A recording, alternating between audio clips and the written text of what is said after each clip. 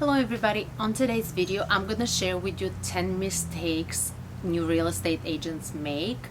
I I don't know if 10 are enough, but we as a new agents, I've been in the business for 2 years and I still consider myself as a new agent. And I don't think I will ever stop learning because this business is, you never learn enough. You never learn all. There's always something new and something new happening, and every transaction is a little bit different than the other ones. Some things are coming, some issues, some setbacks. So let me start with the 10 mistakes new agents make from my experience. So the first and the biggest mistake, I cannot stress about it, is you follow everybody's advice. The thing is that as soon as you hear somebody's advice, you start applying it. As soon as you hear somebody else's and YouTube videos and yada yada yada, you're gonna be so confused and you're gonna be so tired and you will be feeling like lost and you're failing because there's so much that you're doing, but you're not consistent with one thing that you're doing, that you are not gonna see anything, like you're not gonna see a positive thing coming out of it. So my suggestion is you figure out what kind of agent you want to be and decide what do you want to do, so you don't kind of jump from place to place to place to place to place, because you will get lost. That's how I felt, because I said, oh, that's a great advice, writing it down, practicing it. Oh, that's a great advice. I'm sorry for the sound. I'm kind of outside because the weather is so nice, but it's pretty loud in here. So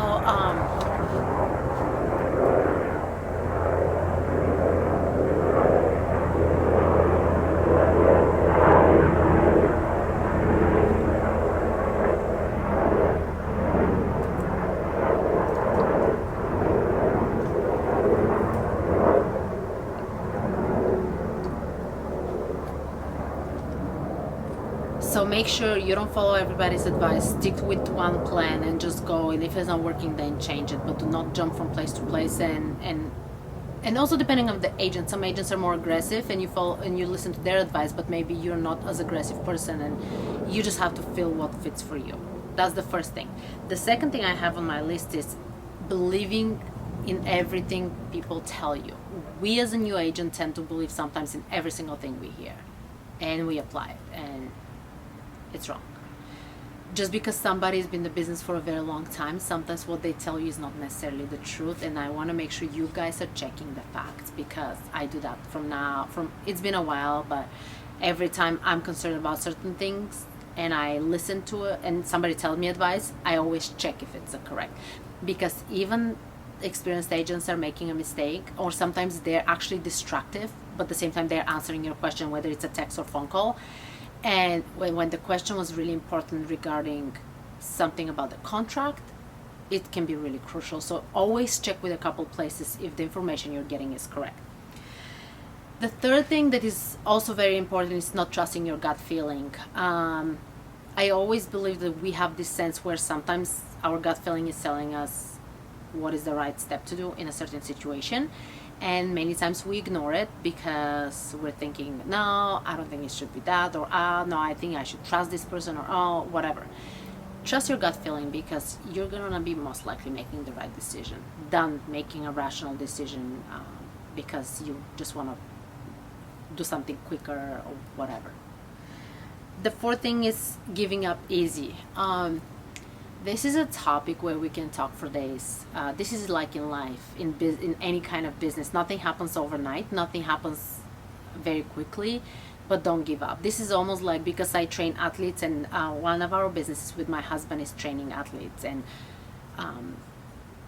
we'd never been successful at first. It was never easy for us to be successful at first, and now we are one of the top business in the world and in the United States. And it didn't come easy, and everybody thinks that, oh, it just comes so easy to you. No, it's not. So don't give up, follow your dreams, work hard. And I know those are things that everybody keeps repeating, but it's the truth. And if one day something doesn't work, it may work the next day, or sometimes it's not working just because it's not meant to be. So think of that way. If one door closes, another one will open, but you just have to be positive. And yes, you're gonna have moments. I do still. Sometimes I'm just kind of down, I just don't feel it, and I reset myself in the situation. The mistake number 5 is not being present in the social media. So we all like to be checking Facebook here and there and Instagram, but being present for your business. So if you don't have time to post a lot on Facebook, you can schedule posts. The pages, you can schedule free posts on the pages. You don't have to use app.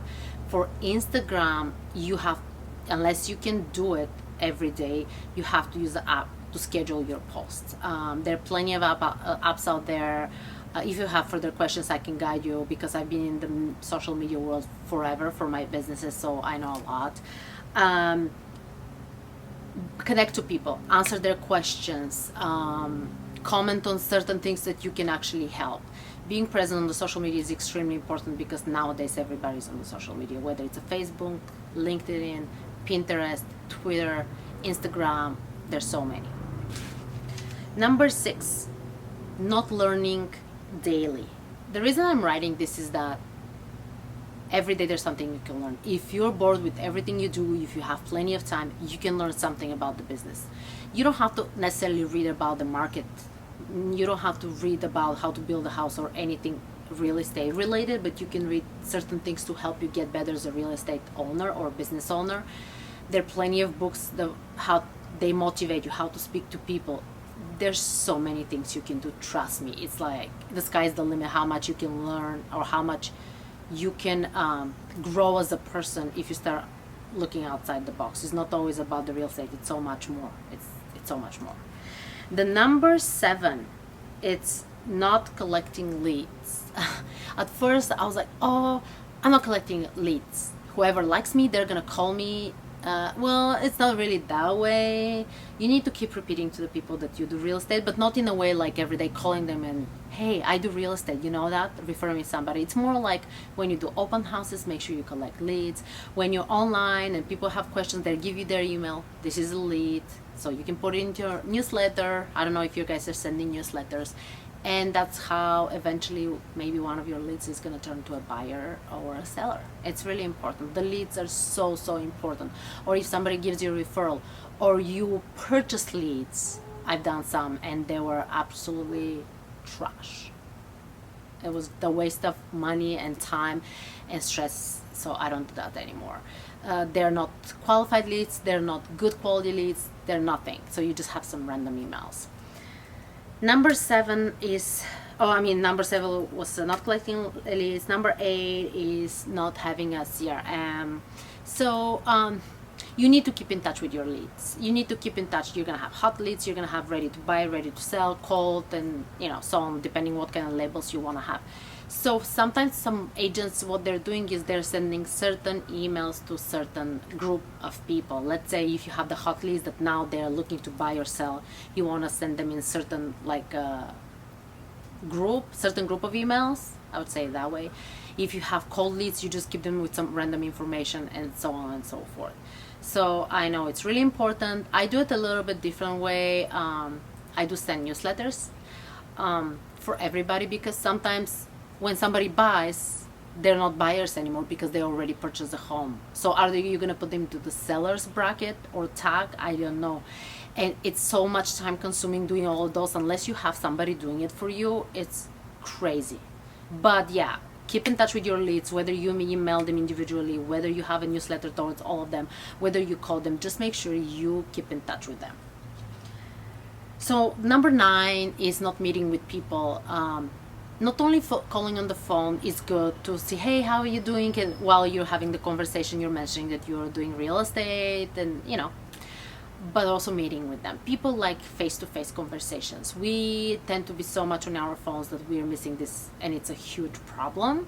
So make sure you call your friends, regardless who it is, from whatever, you haven't seen them forever. Call them and say, hey, let's get a coffee. Don't mention the real estate right away out of the bat, because you don't want them to think that you're meeting with them just so you mention the real estate. Just meet with them, see how the people are doing. Are you care about them? If you really don't care about them, don't meet with them. Don't be a two-faced person. Be honest, be real, be nice, be a human, because there are less and less humans left in this planet, let me tell you that. And number 10 is not being creative. I love when I see real estate agents that are so creative and so unique. And the reason I like this is because we are all different. And what I like, it may not be something that you like as an agent, but I'm going to attract certain people and you're going to attract certain people. Okay, let's think as you have a business for clothing and you're creating certain designs and I'm creating certain designs. We're both different brands. Of course, I'm going to attract certain group of people and you're going to attract certain group of people. I just want to tell you something really important. The people will not do real estate with you just because you had whatever amount of sales. The people will do real estate with you because they have a connection and they like you as a person. They're going to like your personality. So that's extremely important. You need to remember that. And I've heard something, I don't know, a while ago about the businesses is, let's pretend you're an apple and I'm a buyer, but I don't like apples. No matter what you do, no matter how beautiful girl, how handsome boy you're gonna be, I will not do business with you because I don't like apples. Just deal with it and that's it, and that's fine. Not everybody's gonna like us, but whoever does, they're gonna be trusting us and they're gonna be doing business with us, and you're gonna have the pleasure working with those kind of people. You don't want to deal with people that don't like you. So yeah, because the trust issue is gonna be there and so much drama. Yeah, anyway, thank you guys so much for watching my video. More videos are coming up on my channel. Subscribe and I can give you more tips on anything you want, social media or whatever you want, because I've done it for forever. Yeah, I had a fashion blog. I have another business. I'm telling you, I know a lot about social media. I'm gonna give you every information for free. I don't need your emails or anything. Just ask me questions.